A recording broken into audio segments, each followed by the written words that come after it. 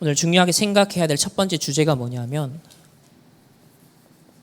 왜 언약의 백성인 이스라엘 백성이 이 애굽의 노예가 되었을까?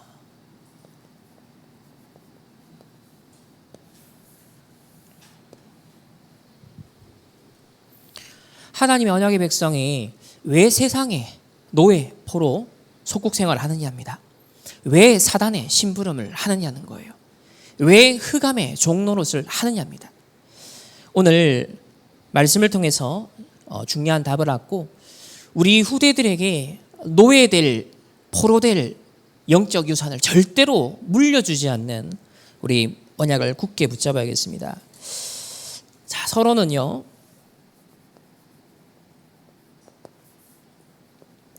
(24) 기도의 비밀에 대해서 좀 생각을 해봐야겠습니다. 노예로 요셉은 애굽에 갔습니다. 근데 노예가 아니었어요. 분명 노예 생활을 했고 노예로서 온갖 일들을 다 했어요. 근데 요셉은 노예가 아니었습니다. 애굽에 선교사로 갔어요. 뭘 잡았기 때문에? 하나님이 미리 주신 세계복음화의 언약을 잡고 갔기 때문에 비록 노예로 팔렸지만 노예가 아니었습니다.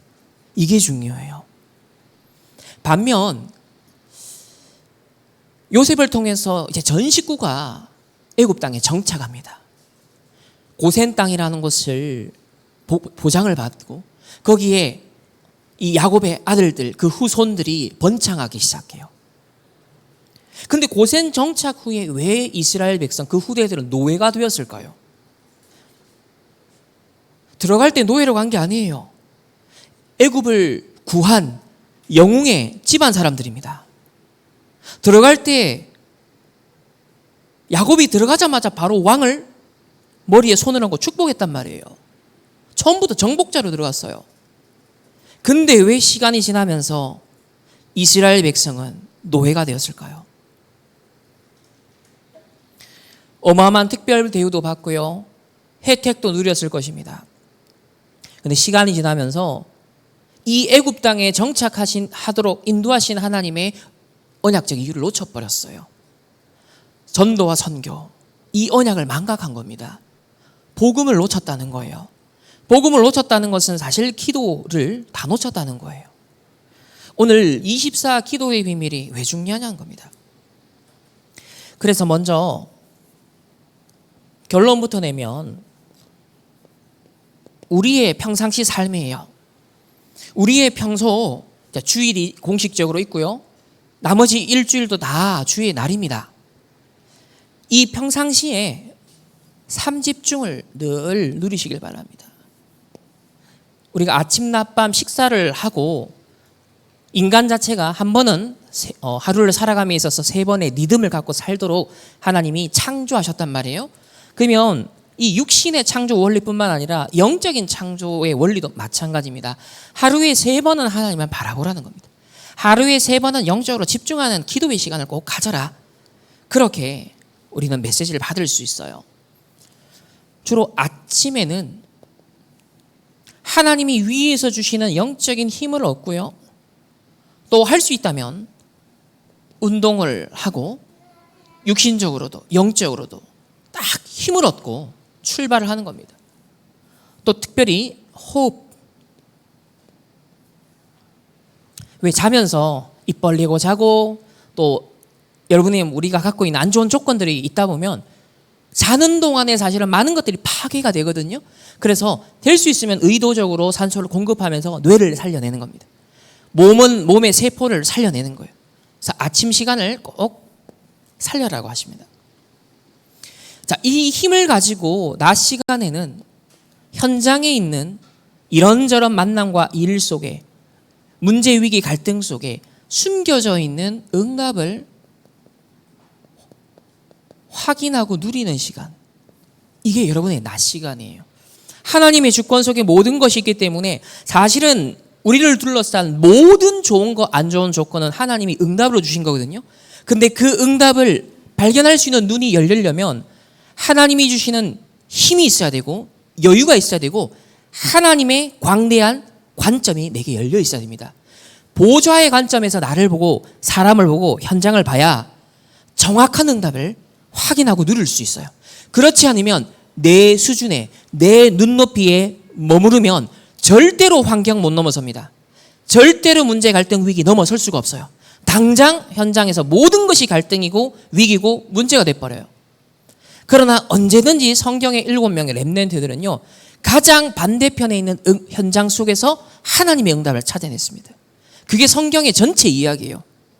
하나님은요, 예수 그리스도가 핍박받고 죽음을 당하는 그것을 통해 생명을 주시고 부활의 사건, 우리에게 새 생명을 주신 것처럼 모든 응답들은 반대편에 있는 걸 볼 수 있어야 되거든요. 그게 진짜 응답 보는 의미입니다. 밤에는 하나님이 우리에게 주시는 300% 응답이 있단 말이에요. 나에 대한, 현장에 대한, 미래에 대한 각각 100% 응답을 하나님 완벽하게 준비해놓고 우리를 부르시기 때문에 이것을 작품화할 수 있는, 메모도 남겨도 좋고 일기를 써도 좋고 중요한 묵상에 시를 적어도 괜찮고 하루를 딱 정리하면서 나, 현장, 미래를 연결하면서 하나님이 주시는 마음의 감동, 하나님이 주신 아이디어, 여러분 묵상하면 반드시 내 생각을 넘어서는 다른 생각, 마음 하나님 주십니다. 안 그러면 여지없이 과거에 묶이고요, 상처에 묶이고요, 갈등과 내 한계와 스트레스에 그대로 묻혀서 사실은 영육간에 죽어버려요. 그래서 언제든지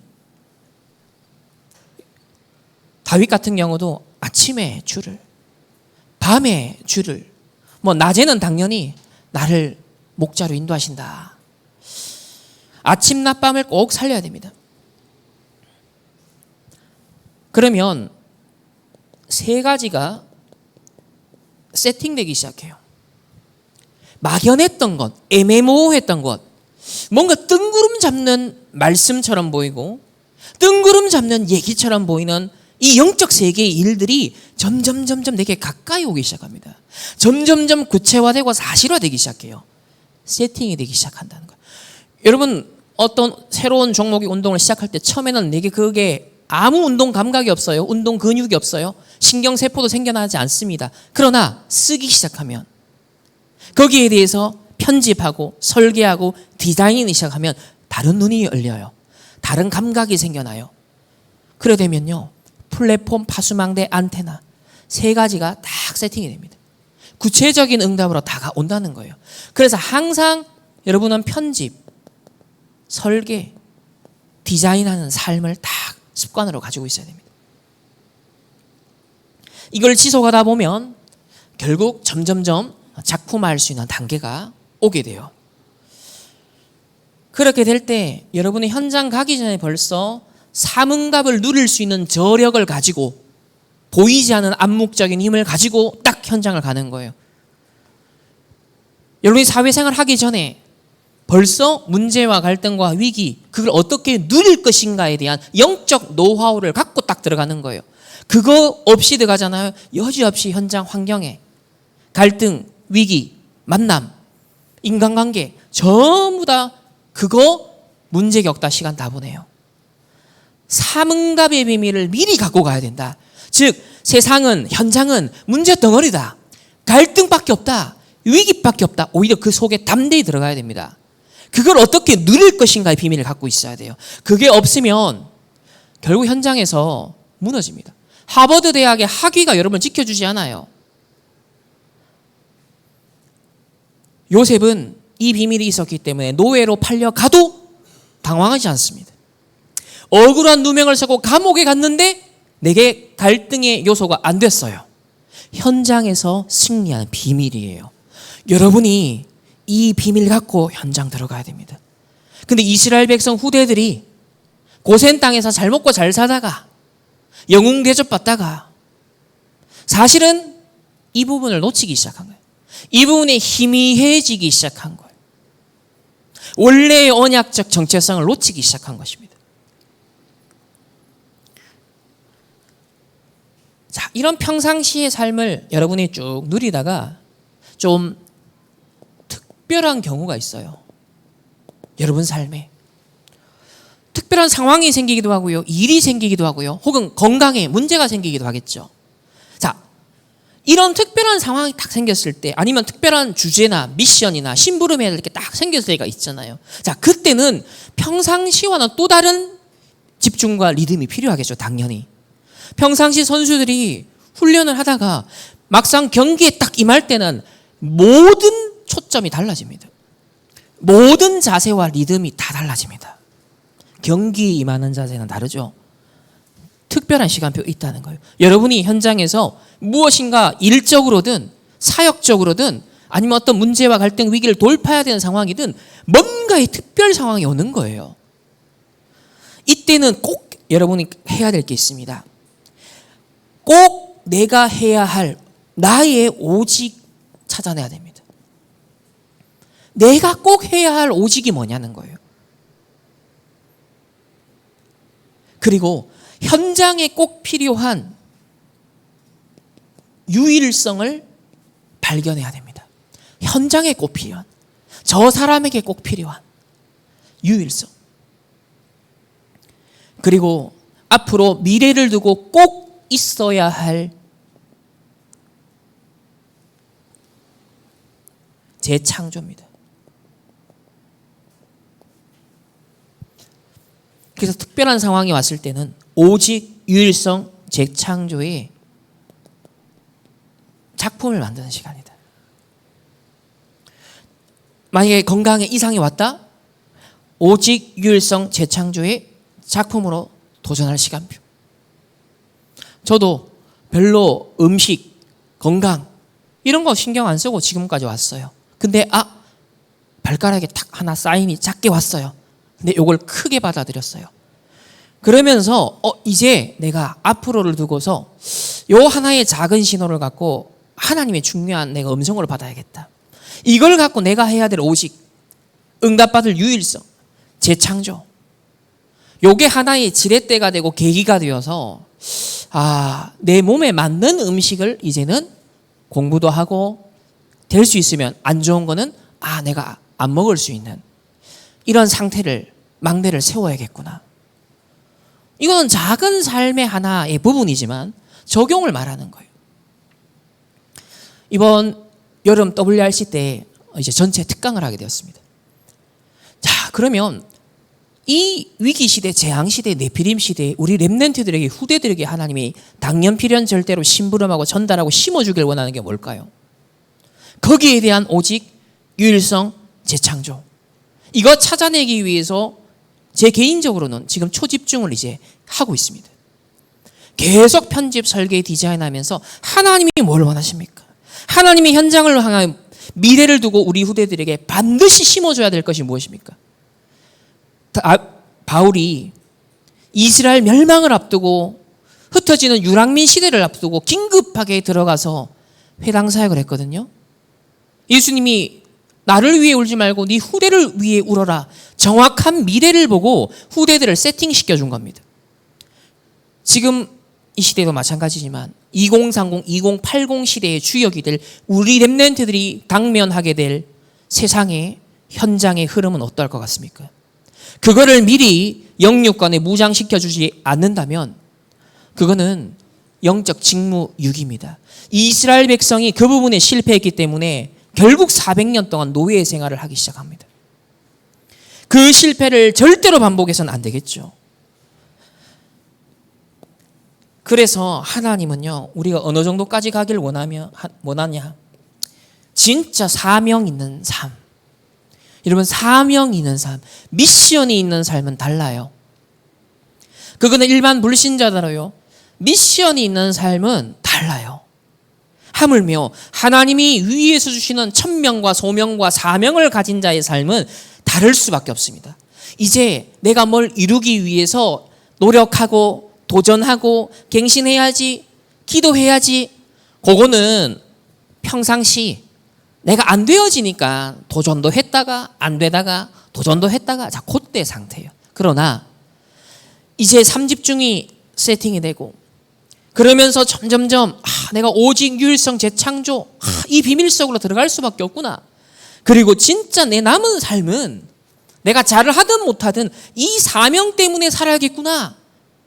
뭔가 그 미션을 가진 사람은요, 이제 뭘 위해 기도하는 게 아니라 그냥 24 기도 속에서 나와지는 삶을 사는 거예요. 내가 공부를 잘하고 시험을 합격하기 위해서 매달리는 종교적 기도가 아니라 기도 속에서 정확한 미션 속에서 내리꽂는 사명을 완전 심어버리는 내 학업과 내 업과 내 삶이 돼버리는 거예요. 접근이 다르고 질적으로 차원이 다릅니다.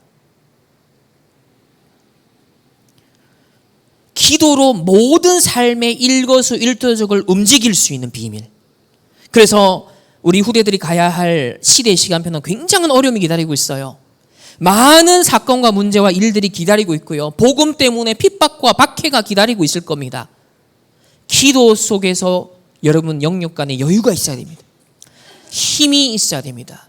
영육 간에 나를 보호할 수 있고 그때도 전도자의 선교사의 삶을 살 수 있는 비밀이 있어야 되는 거예요. 그러려면 아예 모든 것이 나의 세포가 날마다 새롭게 재창조되잖아요. 우리 세포가 죽고 재생되잖아요. 심지어는 내 세포 하나하나까지도 기도 속에서 주여 재창조되게 하옵소서. 이런 육신의 DNA 세포 단계까지도 그냥 기도 속에서 모든 일들이 하나님 일어나게 하여 주옵소서. 이 정도로 하나님은요, 딱 우리에게 응답을 준비해 놓은 겁니다. 그래서 위드 하나님이 나와 함께 하시고, 임마누엘 하나님이 우리와 저 사람과의 나의 관계 속에서도 하나님이 주체로 주인으로 함께 하시고, 내 마음에 안 드는 사람이든 마음에 드는 상관없어요.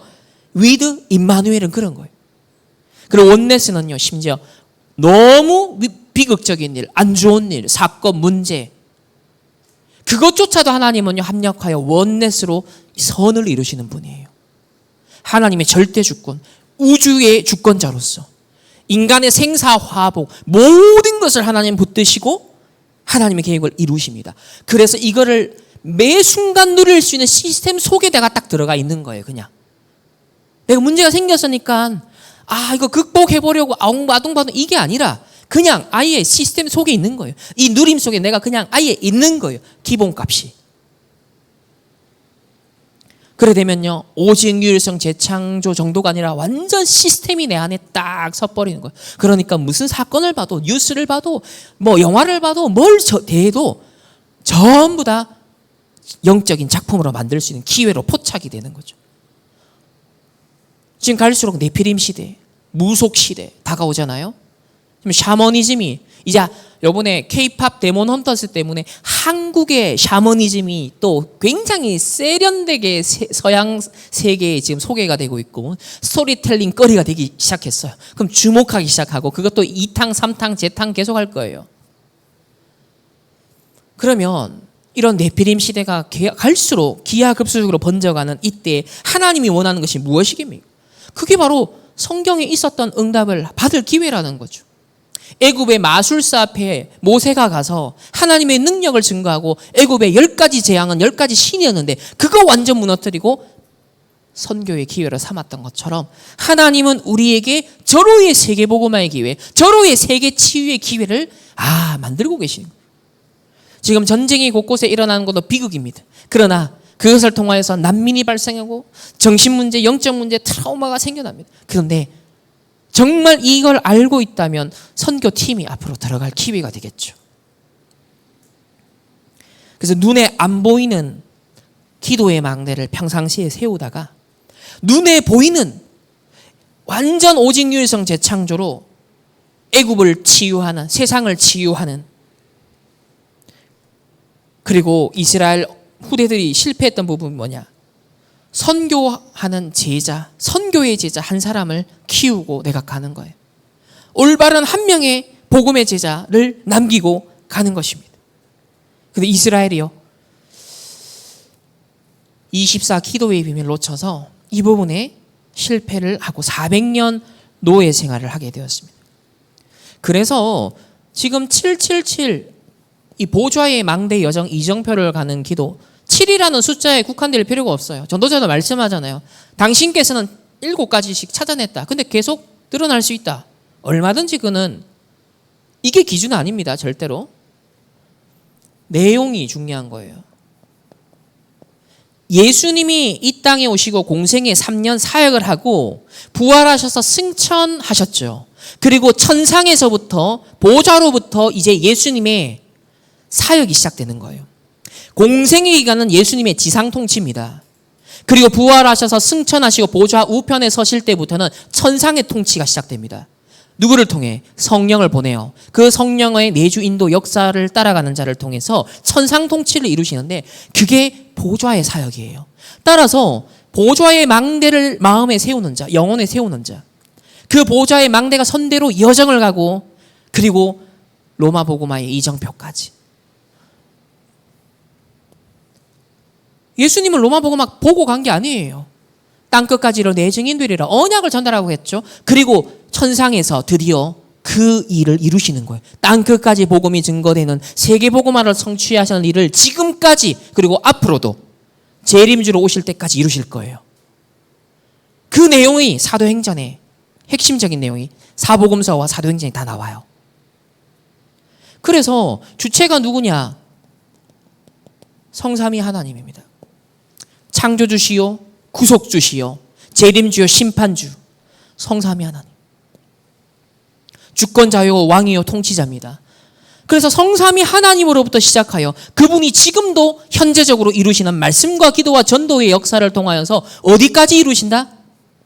바울 당시에는 로마 복음화까지 이룬 거예요. 앞으로 237, 5천종족 복음화까지 이루실 거예요.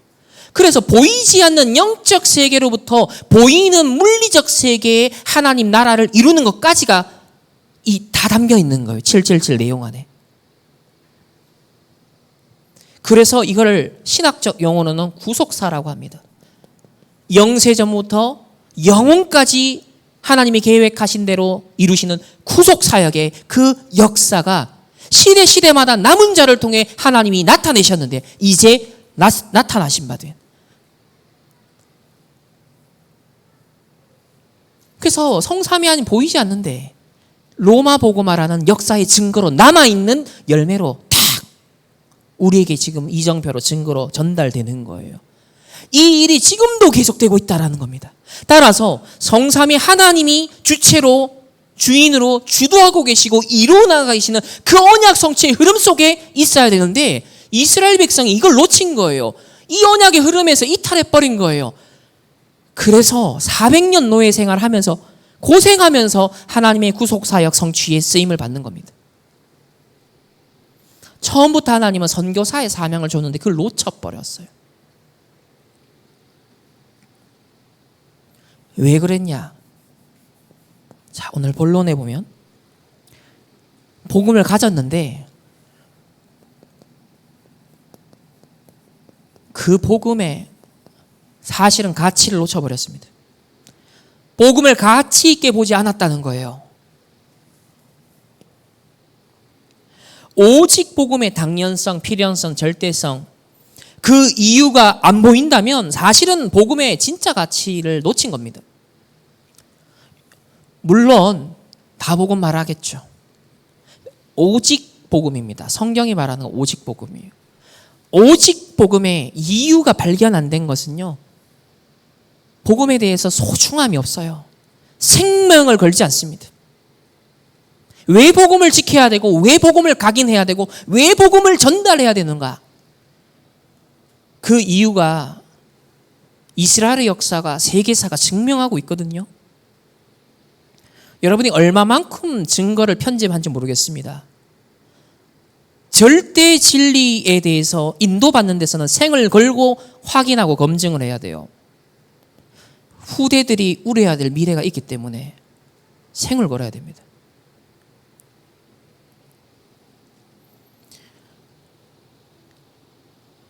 아니, 나도 복음 안다.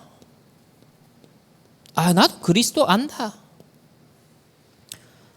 이 말은 굉장히 복음을 비웃는 소리거든요. 진짜 복음 깨달은 바울은 어떻게 고백했냐면 복음의 높이, 깊이, 넓이를 측량할 수 없다. 이때까지 내가 자랑했던 거 다 배설물로 여기려. 최고의 지식, 고상한 지식, 그리스도. 내가 모든 걸 잃어버려도 표대를 향하여 그리스도께 붙잡힌 바 된 것을 향하여서 난 간다. 바울은 그냥 오직 복음이고 절대 복음이었어요. 이스라엘의 미래를 알고 자기의 과거, 오늘, 미래를 두고 자기는 복음 안다라고 주장하지 않았어요. 그냥 오직 복음이었습니다. 그리고 그 복음의 무한세계에 측량할 길이 없다라고 말했어요. 그 앞에 우리가 감히 교만하게 복음을 안다라고 말할 수 있겠습니까? 우리가 얼마나 그리스도 깨달았다면 깨달았겠어요. 우리는 복음을 깨달을수록 진짜 발견할수록 내가 복음을 몰랐군요. 하나님 나에게 은혜를 주옵소서. 복음하는 은혜를 주옵소서. 오직 복음되는 은혜를 나에게 주옵소서. 기도가 나올 수밖에 없습니다.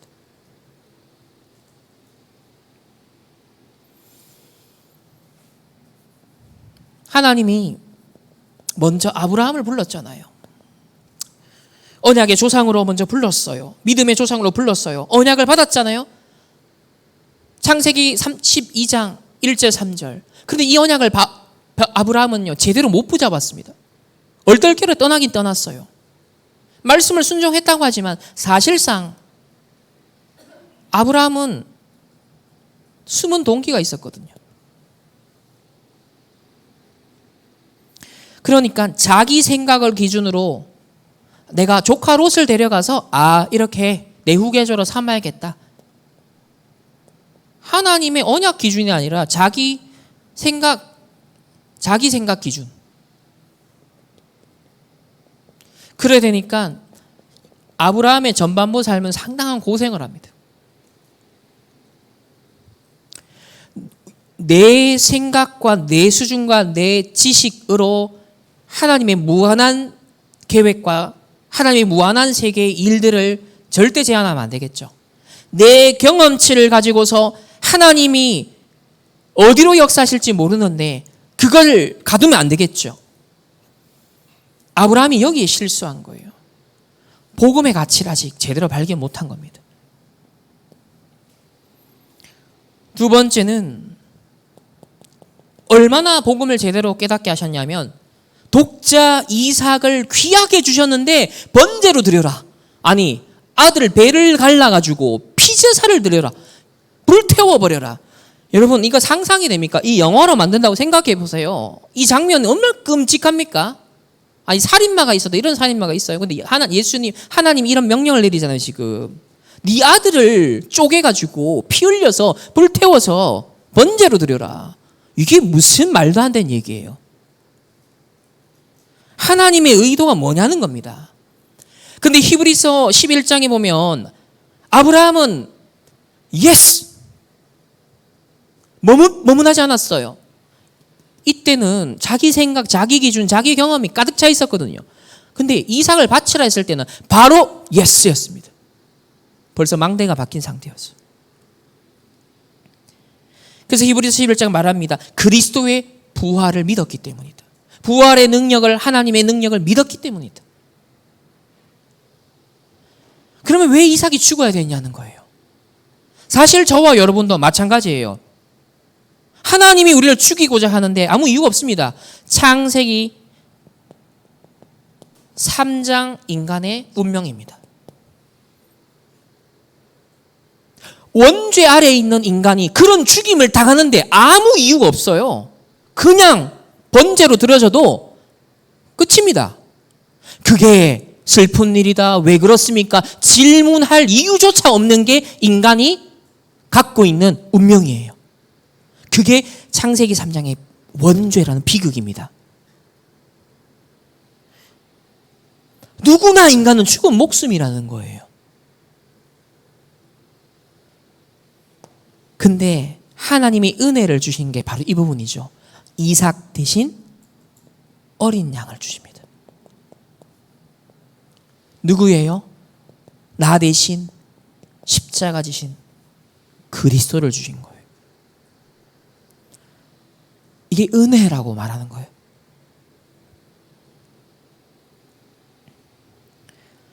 그래서 아브라함과 이삭의 관계는 뭘 반영하는 거냐면 성부 하나님과 성자 예수 그리스도를 반영하는 평행 구조입니다. 아브라함이 아들을 바쳐야 했던 그 심정과 상황이 성부 하나님이 독생자 예수 그리스도를 십자가에 못 박아서 우리를 구원하기 위해서 그 아들을 내어주신 것과 같은 것을 설명하는 거예요. 저와 여러분이 받은 복음은 그런 복음이에요.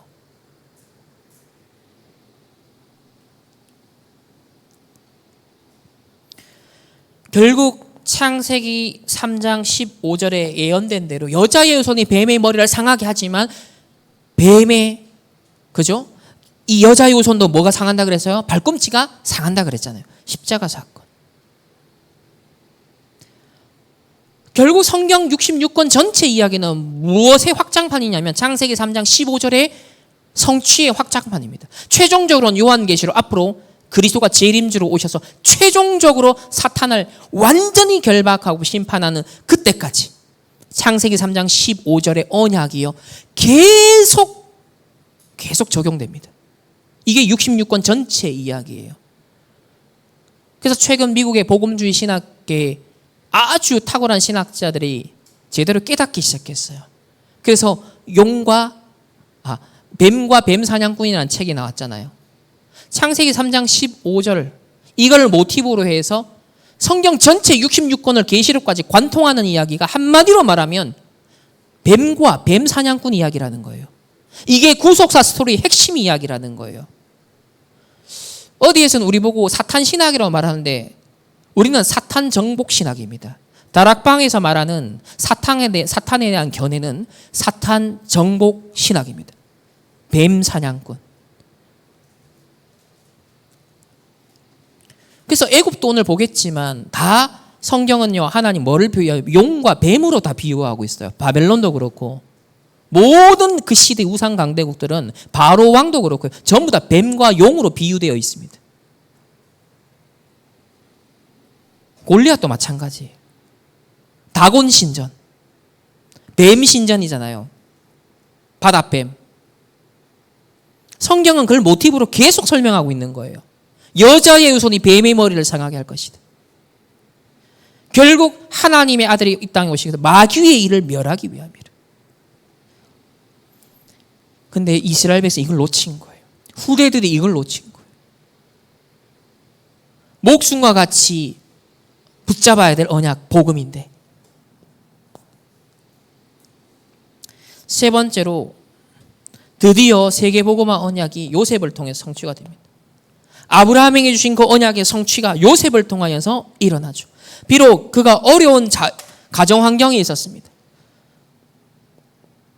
근데 이 외로움이, 슬픔이 그를 집어삼킨 것이 아니라 오히려 이것이 나로 하여금 하나님을 더 바라보고 집중하게 하면서 세계복음화 언약 잡는 지렛대가 되었습니다. 24 기도 중에 임마누엘 누리다가 세계복음화의 꿈을 꿨어요. 그런데 형들은 요셉의 꿈을 비웃고 무시했습니다. 복음의 가치를 제대로 발견하지 못한 자는 무시하죠. 그러나 야곱은요, 인본주의 쓰다가 나중에 겨우 복음 깨닫고 이 야곱은 어떻게 되죠? 아들의 말을 간직했다 그랬습니다. 복음의 가치를 그래도 야곱은 알고 있기 때문에 저와 여러분이 이 언약을 마음에 간직해야 합니다. 이번 한 주간 복음의 가치를 정말 발견하시고 간직하시고 그 복음에 오직 절대 그 이유가요 여러분에게 생생하게 살아있길 바랍니다. 그거 놓치면 결국 400년 후대는 노예 생활을 하게 될 것입니다. 두 번째는 복음의 가치를 모르니까 재앙이 뭔지도 몰라요. 뭐가 재앙인지도 몰라요. 완전 영적으로 무지하죠. 자, 드디어 요셉 덕분에 이 이스라엘 백성이 결국 애굽에 정착해서 번창하기 시작했습니다. 그러나 후대에 애굽 복음화, 애굽 선교의 언약이 전달되지 못했어요. 재앙을 막으려고 하나님 주신 복음인데 그 복음 들고 이스라엘 백성이 이 애굽에 정착을 했음에도 불구하고 복음의 가치를 놓치니까 완전 재앙 속에 있는 애굽을 살리지 못한 거예요. 어떤 면에서는요, 고센 땅에 머무르고 있었지만 이 현장에 선교를 하지 못했던 것입니다.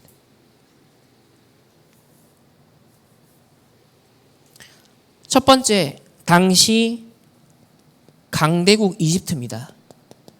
배경이 이집트죠, 애굽이.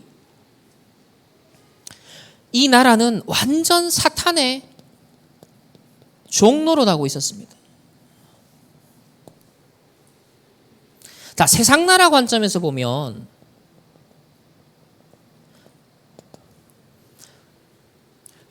요셉이 애굽에 들어갈 때는 대략 12왕조 때예요. 그리고 출애굽할 당시 모세 때는요, 대략 18왕조쯤입니다. 그러면 이때쯤이면 이집트라는 나라는 어떤 나라냐면 이미 어마어마한 이집트 대문명을 이룬 시점이었어요. 대문명을 이룬 시점이에요. 그리고 강대국을 넘어서 이제 팽창 전략을 통하여서 제국의 형태를 띠려고 야망을 품고 있었던 시점입니다. 그래서 람세스 2세, 바로 모세의 이복 형이죠.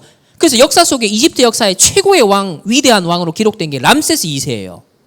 제일 오랫동안 통치하고 제일 강성하게 만들었던 왕이 람세스 2세입니다. 근데 그때 출애굽이 일어나요.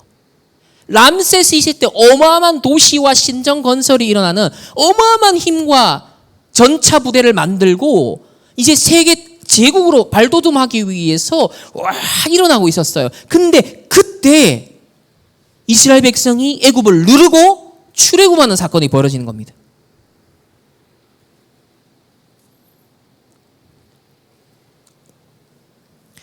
하지만 이 강대국 이집트는 영적으로 보면 완전 사탄의 나라가 되어 있었습니다. 네피림의 나라가 되어 있었죠. 바로 애굽의 왕이죠. 왕이 신이 되어 있었죠. 태양신.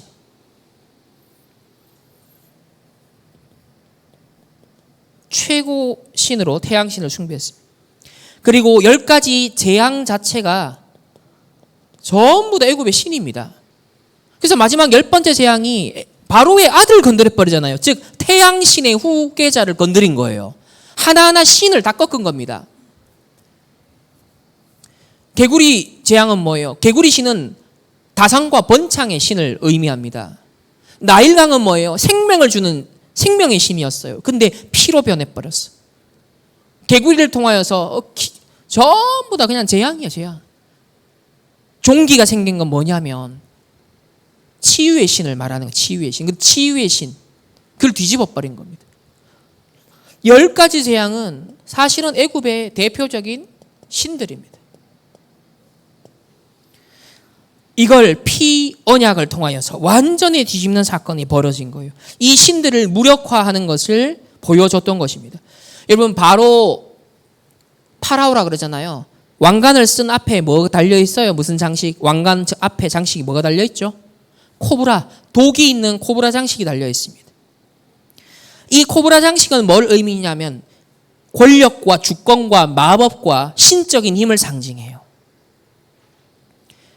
그래서 성경에도요, 출애굽기 7장 모세와 마술사가 대결할 때 모세의 지팡이, 뱀으로 변한 모세의 지팡이가 뭘 집어삼키죠? 마술사들이 변형시킨 그 뱀을 집어삼켜버립니다. 애굽을 성경은 뱀으로 비유하고 있어요. 바로가 파라오로서 코브라의 독, 이게 주권과 권력과 마법과 신적인 힘을 상징하는데 그거를 집어삼켰다는 거예요. 누가? 언약까지 모세를 통하여서 하나님이 그 능력을 주신 거죠. 그리고 용, 바다 괴물, 다 성경에 나오는 비유들입니다. 리워야단, 성경의 곳곳에 이런 동물들이 나와요. 이게 전부 다 사탄을 상징합니다. 그리고 에스겔서 29장 3절, 32장 2절에 나오는 용과 바다 괴물은 이집트를 상징합니다. 그리고 이사야 27장 1절의 리워야단은 이집트를 상징합니다. 전부 다 사탄을 의미해요.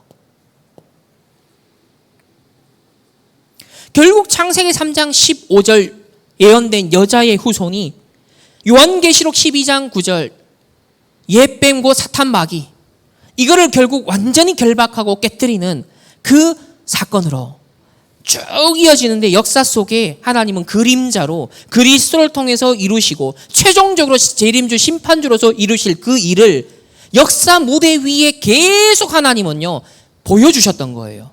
그 일이 하나님의 사람들을 통해서 계속 일어납니다. 지금도 마찬가지예요. 이런 흐름을 정확하게 못 보면 복음의 절대 가치 발견 못합니다. 창세기 3장 15절 여자의 후손이 뱀의 머리를 상하게 한다. 그 말씀이 지금 얼마나 생생하게 살아 성취되는 말씀이고, 재림주로 심판주로 서실 때까지 어떻게 계속 성취될, 확대 재생산될 언약의 말씀인지 발견하지 못해요.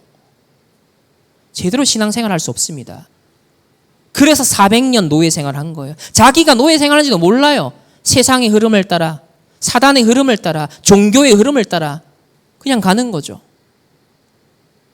하나님이 진짜 관심 있는 생명의 일과는 연결이 안 됩니다. 영적으로 죽어가는 거예요.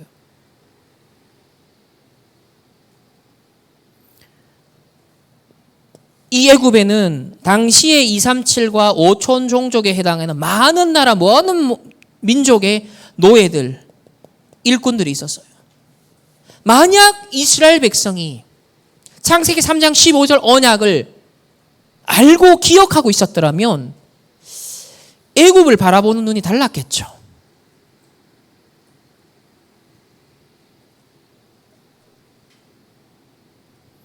그래서 애굽과 바로를 볼 때마다 창세기 3장 15절 내용, 그 구전 언약이 기억되었었다면 분명 선교사로서 이 애굽에 벌써 재앙 흑암 네피림을 꺾었을 것입니다. 400년 노예 생활하지 않고 바로 꺾었을 거예요. 그걸 놓친 겁니다. 지금도 복음의 가치를 모르면 그렇게 400년 노예 생활하듯 네피림 재앙에 그대로 당합니다. 그래서 예수님이 누가복음 23장 28절에 네 자녀를 위해 울라라고 하셨던 거예요. 왜냐? 예수님 당시에 바리새인들도 유대인들도 똑같았어요. 거기에 무지했습니다. 오히려 복음을 대적하고 가로막았죠. 그러나 대적자였던 바울이 복음 깨닫고 회당에 들어가서 긴급하게 이 언약을 전달합니다.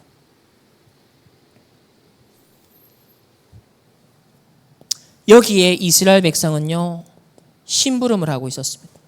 즉 언약의 정체성을 놓치면요 세상 심부름 한다는 거예요. 사탄 심부름 한다는 거예요. 하나님 자녀인데 마찬가지입니다. 하나님 나라가 뭐예요? 이스라엘 백성을 애굽에 보낸 이유가 선교 때문인 거예요. 근데 선교를 놓치니까 노예가 되고 하나님의 나라 이루지 못하고 사탄의 나라, 세상 나라, 애굽은 결국은 바벨론에 의해서 심판을 당합니다. 그 이사야서에 전부 다 예언되어 있잖아요. 그대로 이루어집니다.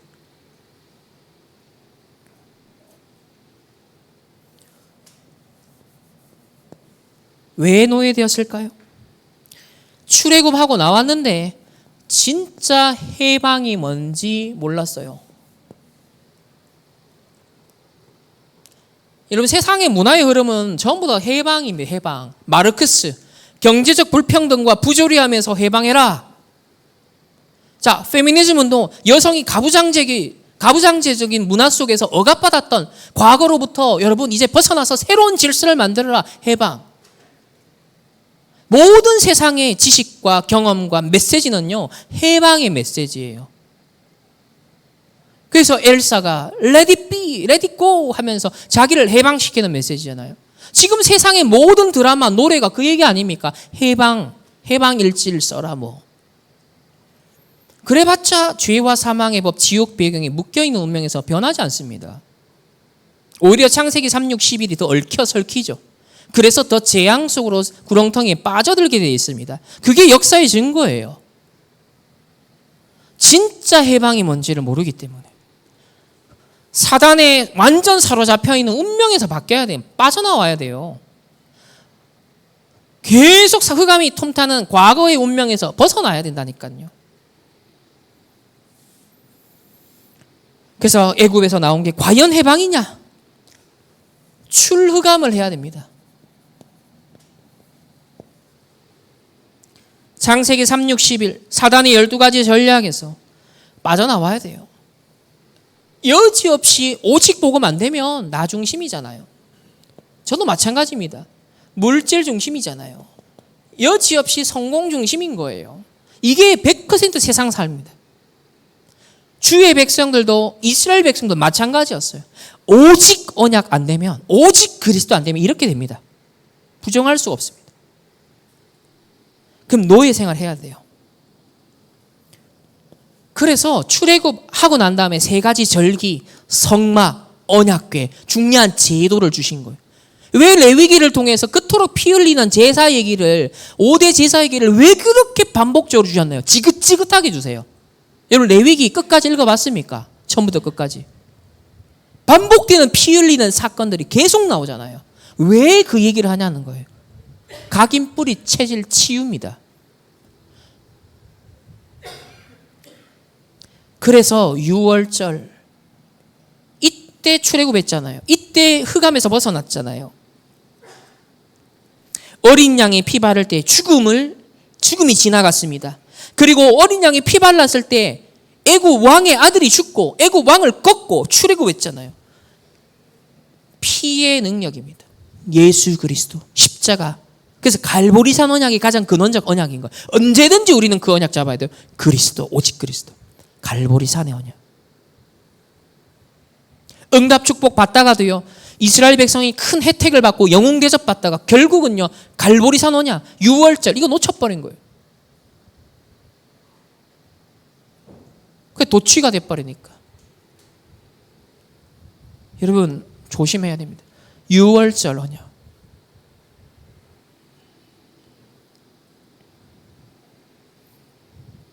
그래서 요한 1서 3장 8절 하나님의 아들이 나타나신 것은 마귀의 일을 멸하기 위함이다. 그리스도가 십자가에서 내가 다 이루었다. 6월절 언약 잡아야 돼요. 두 번째 절기가 뭐예요? 오순절. 사도행전 2장 1절에 오순절 날이 이미 이름에 7.7절. 자, 이 오순절은 결국 뭘 말하는 거예요? 너희들이 애굽에서 열심히 살아봤지. 최선을 다해서 노력도 해봤지. 그래 본들 너는 애굽의 세상의 사탄의 종로로 됐어. 노예 생활했어. 오순절은 뭐예요? 이제 네 능력이 아니라 하나님의 능력으로 살아가. 그 얘기입니다. 광야 여정에 무슨 능력으로 살 수 있습니까? 먹고 사는 것도 하나님의 능력으로 해야 되는 거예요. 심지어는 세상 사람들 열심과 최선을 다하는 것도 안 되니까 뭐 해요? 네피림의 능력. 그래서 점술, 우상숭배, 마술, 신전, 오컬트, 접신, 명상 빠져드는 거 아니에요? 이제 이게 대중화되기 시작했다는 거죠. 과거에는 주류가 안 되었다. 이제는 주류가 되기 시작했다는 거예요. 주류가. 그게 이제 재앙이 임박했다라는 사인이거든요. 네피림 시대. 그래서 그 명상의 능력이 아니라 너희는 보좌의 능력, 위에서 내가 왕으로서 다스리는데 분봉 왕인 너희에게 통치권을 줬으니까, 능력을 줬으니까 그 능력 받아. 그래서 성령이 내주하니까 그 성령으로 충만한 능력, 권능을 받아. 내가 위에서 줄 거니까.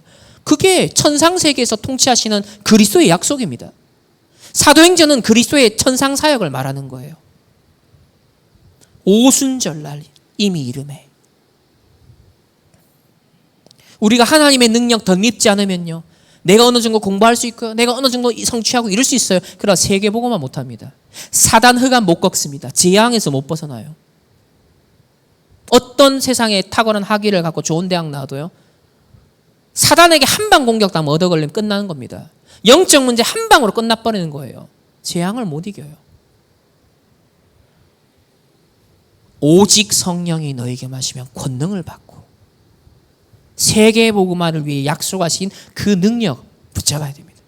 광야 여정을 간 저와 여러분의 약속하신 성령의 능력. 오직 세 번째 절기는 뭐예요? 수장절. 곡식을 짓고도 남아서 보관할 수 있을 만큼, 저장할 수 있을 만큼 넘치는 하늘 곳간에다가 우리를 하나님이 저장한다는 거예요. 우리를 초청하신다는 거예요. 이건 뭐예요? 아직 가지 않았지만 천국 보좌의 배경. 우리의 배경을 말하는 겁니다. 믿는 구석이 다르다는 거예요. 네피림 지옥 배경, 사탄 배경 아니라는 거예요. 보좌의 배경. 이 말은 성삼위 하나님이 나의 배경 되시는 거예요. 천국 시민권을 가지고 살아가는 거예요. 코인과 신노. 자, 한국에 와서 자기 나라 말도 아니고 한국말로 어렵게 공부를 해야 돼요. 그러면 너무 힘들어. 또 미얀마란 약한 나라를 갖고 한국이란 나라에 와서 뭔가 하려니까 너무 힘들어. 어려워. 착각하면 안 돼요. 나는 하나님의 자녀요. 천국 보좌의 배경을 가진 천국 시민권자다. 이 하늘 배경을 갖고 공부를 해야 되는 거예요. 알겠어요? 미얀마란 나라의 배경을 갖고 공부하는 게 아니에요.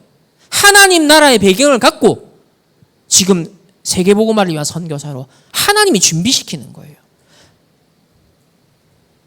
자, 결론입니다.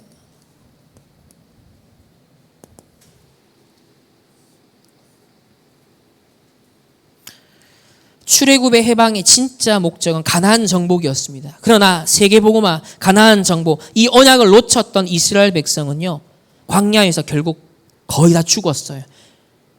여호수아 갈렙만, 그리고 광야에서 태어난 후대들만 가나안 정복했습니다. 이스라엘은 애굽에 익숙했던 것, 과거에 익숙했던 각인뿌리 체질로 돌아가 결국 실패하는 모델로 우리에게 증거를 남기고 갔습니다. 그것도 하나님의 구속사 성취 속에 우리에게 거울로 발판으로 주셨기 때문에 그건 그들의 역할인 거예요. 그렇다면 저와 여러분들은 이스라엘의 실패 사례를 발판으로 거울로 보기 때문에, 그리고 전도자를 통해 하나님이 이 시대의 언약의 말씀을 정확하게 주고 계시기 때문에 어디에 집중해야 되냐면 나의 근원을 살려야 됩니다.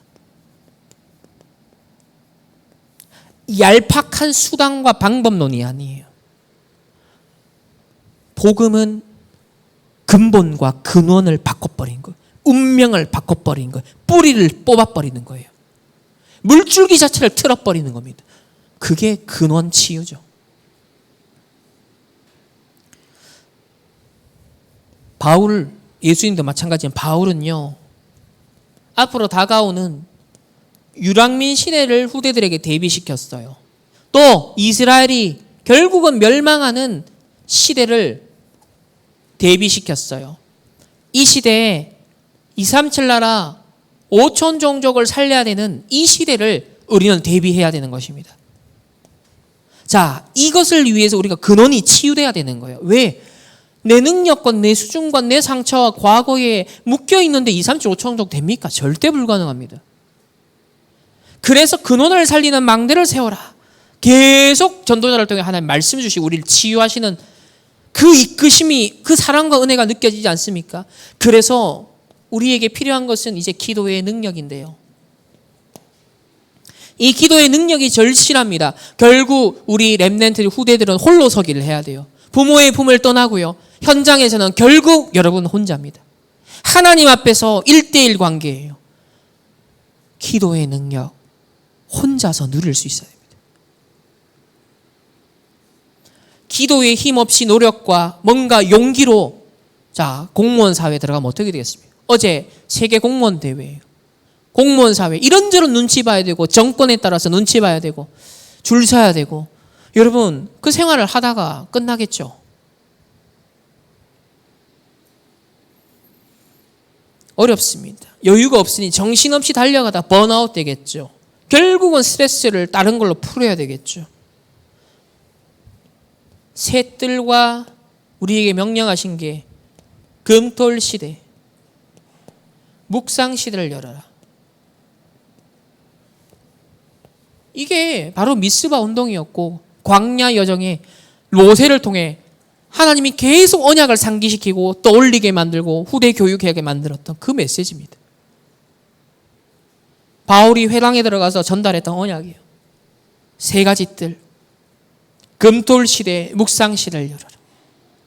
기도의 능력을 우리는요, 회복해야 됩니다.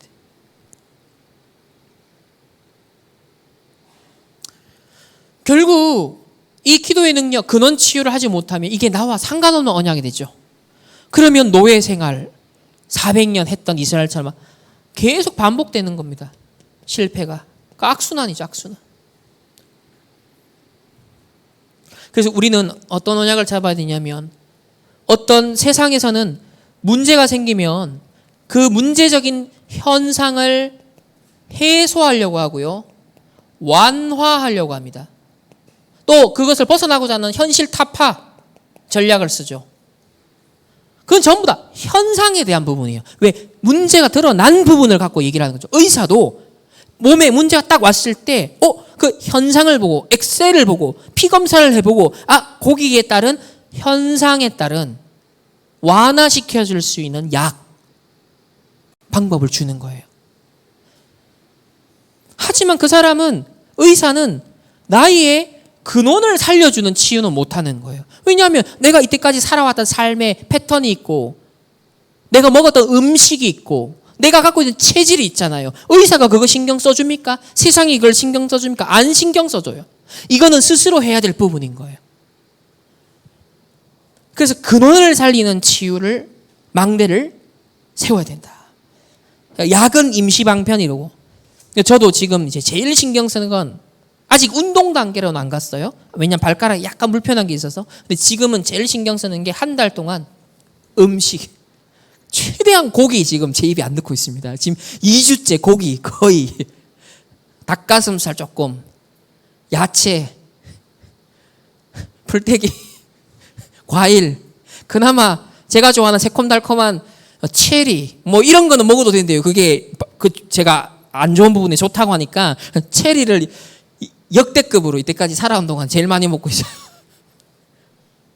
일단 한 달 동안은 의사가 그 수치를 낮추는 목표로 해야 된다는 거예요. 그래서 이 근원적인 부분에 이거는 스스로 해야 될 부분이잖아요. 그래서 이거나 기회로 삼아야겠다.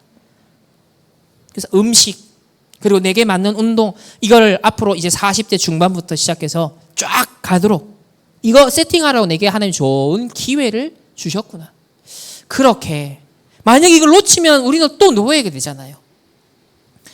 그리고 어제는 그 하나의 적용할 부분을 얘기했어요. 1시간마다, 이게 참 어려운 부분인데 1시간마다 5분에서 한 10분 정도는 뭘 하라 그러냐면 기도하고 호흡하고 운동을 해라. 그러니까 방에서, 사무실에서 늘 할 수 있는, 그러니까 스쿼트가 좋다. 전도자도 계속 틈나는 대로 스쿼트를 한다.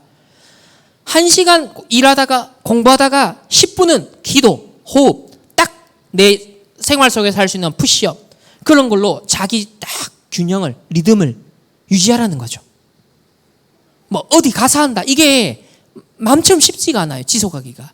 근데 실생활 속에서 늘 가지고 갈 수 있는 것으로 세팅하지 않으면 전문인일수록, 할 일이 많은 사람일수록 사실 어디 가서 특별한 시간을 낸다는 게 쉽지가 않아요.